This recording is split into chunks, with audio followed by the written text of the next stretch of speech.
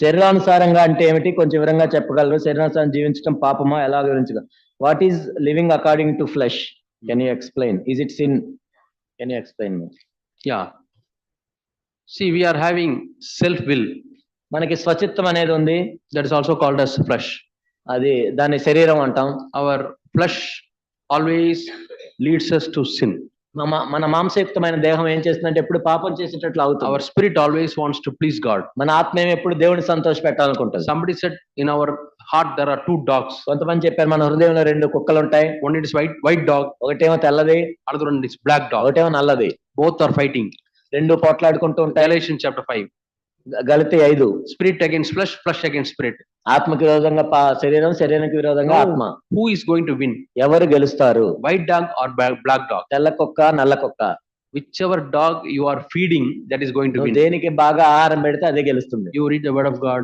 నువ్వు దేవుని వాక్యం చదువుతున్నావు. Meditate the word of God. దేవుని వాక్యాన్ని ధ్యానిస్తున్నావు. Speak to God's children. దేవుని బిడ్డలతో మాట్లాడుతున్నావు. Attend meetings.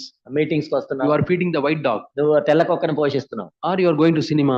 లేదా సినిమాకి వెళ్ళావు. Watching all unwanted things. లేదా పద్దాకలు చూడకుండా నేను చూస్తున్నాను. Listening to the worldly friends. లేకపోతే లోకస్తుల దగ్గరికి You are వెళ్ళావు. feeding the black dog. నువ్వేమో నల్ల కుక్కను పోషిస్తావు. Black dog becomes very strong. నల్ల కుక్క బాగా బలంగా తయారు. White dog becomes very weak. ఆ తెల్ల కుక్క ఏమో చాలా బలహీనంగా. So always black dog will win. అప్పుడు ఎప్పుడు నల్ల కుక్కే గెలుస్తుంది. And lead you to death. అప్పుడు మరణానికి దారితీస్తుంది. Lead you to sin. పాపం చేసినట్లు చేస్తుంది. Then you worry. అప్పుడు చింతిస్తావు, దుఃఖపడుతుంటావు. Grieve. చాలా దుఃఖం, విచారం. Bound, drink and drugs and so many things. Addictions are like. కాబట్టి మనం మందు తాగుతాం, డ్రగ్స్ కి బానిసలం అవుతాం. That's why we say you feed the white dog. అందుకే ఆ తెల్ల కుక్కను పోషించాలి మనం. That's why Bible says, blessed is the man who meditates the word of God day and night. అందుకే దివారాత్రములు దేవుని యొక్క వాక్యాన్ని ధ్యానించువాడు ధన్యుడు.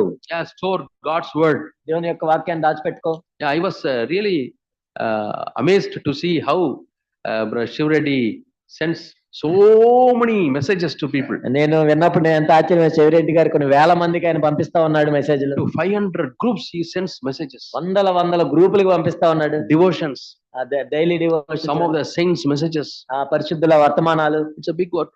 నిజంగా పెద్ద పని. He is sowing for the spirit. కాబట్టి ఆత్మలో ఆయన నాటుతూ ఉన్నాడు. He is not only feeding his white dog. కాబట్టి ఆయన తెల్ల కుక్కను పోషించడం కాదు. He is feeding white dogs of so many people. అందరు తెల్ల కుక్కలను పోషిస్తున్నాడు ఆయన. That should be our desire. కాబట్టి మనం అలాంటి కోరిక కలిగి ఉండాలి. So don't feed your flesh.